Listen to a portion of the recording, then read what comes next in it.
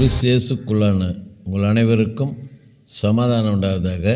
இன்றைய தியானத்திற்காக எடுத்துக்கொள்ளப்பட்ட வேத வசனம் சங்கீதம் 22:24.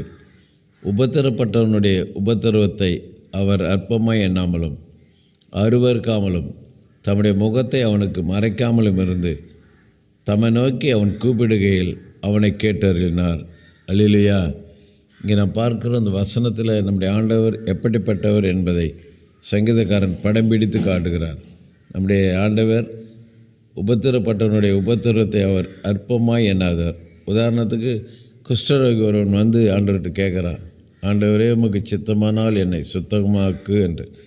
பாருங்கள், குஷ்டரோகம் பிடித்தவன் ஊருக்கு வெளியே இருக்கணும், பாளையத்துக்கு புறம்பே இருக்கணும். ஆனாலும் கூட இங்கே பார்க்குற ஆண்டவர்கிட்ட வந்து கூப்பிட்றான், கேட்குறான், உமக்கு சித்தமானால் என்னை சுத்தமாக்குன்னு சொல்லி. ஆண்டவர் என்ன செய்கிறார் பாருங்கள், அவனுடைய உபத்திரவத்தை அற்பமாக எண்ணலை. ரெண்டாவது அருவருக்கலை. உலகத்தில் குஷ்டரோகன்னு சொன்னாலும் மனுஷர்கள் அருவருப்பாங்க. ஆனால் இவர் நம்முடைய ஆண்டவர் அருவருக்கலை, மாறாக தம்முடைய கரத்தினால் அவனை தொட்டு சுகமாக்கினார். அல்லேலூயா. ஒன்று அற்பமாக எண்ணலை, ரெண்டாவது அருவருக்கலை, மூன்றாவது காரியம் தம்முடைய முகத்தை அவனுக்கு மறைக்கலை.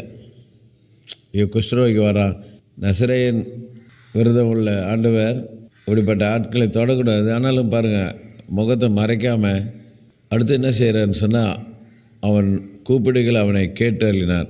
கூப்பிட்றான், தாவீதின் குமாரனே எனக்கு இறங்கும் சொல்லி கூப்பிட்டு உமக்கு சித்தமானால் எனக்கு சுத்தமாகுன்னு கேட்குறான். கேட்ட அவனுக்கு ஆண்டவர் அவனை கேட்டு அருளினார்.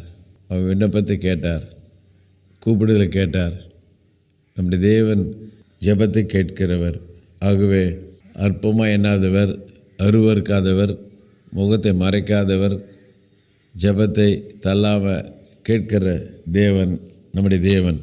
அவரை சார்ந்து ஒவ்வொரு நாளும் அவருடைய அடிச்சுவட்டில் நாம் நடப்போம். கர்த்தர் நம்மை ஆசீர்வதிப்பாராக.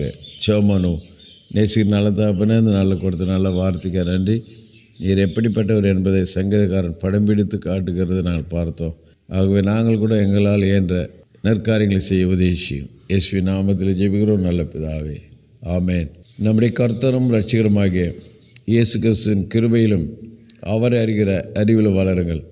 அவருக்கு இப்பொழுதும் என்னென்றைக்கும் மகிமை உண்டாவதாக. நம்முடைய கர்த்தராக இயேசு கிறிஸ்துவின் கிருபை உங்கள் அனைவரோடு கூட இருப்பதாக.